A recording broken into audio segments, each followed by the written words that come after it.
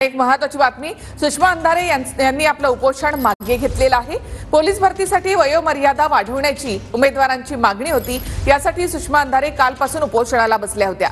आता वयोमर्यादा ओलांडलेल्यांना 2024 मध्ये पोलीस भरतीसाठी पात्र ठरवलं जाईल असं अंधारेंना पत्र प्रशासनाकडून देण्यात आलं आणि त्यानंतर सुषमा अंधारे यांनी आपलं उपोषण मागे घेतलेलं आहे। सुषमा अंधारे आंदोलनाला बसतायत नाही, मला वयात बसत नाही तिथं। त्याला एक पोलीस भरतीसाठी एक नेमकं एक वय लागतं, त्या वयाच्या नंतरचा लोक घेत नाहीत पोलीस भरतीमध्ये। आणि राहिला युवकांचा प्रश्न, ते प्रश्न सोडवण्याची ताकद सरकारमध्ये। अशा मूर्ख आणि जाऊ दे अशा लोकांवर आपण बोलू नये। अशा मूर्ख आणि जाऊ दे अशा लोकांवर आपण बोलू नये। आम्ही महामूर्ख आहोत, परंतु यांच्या उपोषणानंतर जर प्रश्न सुटत असेल तर आनंद आहे। ते उपोषणाला बसले की आम्हाला वय वाढून द्यावं।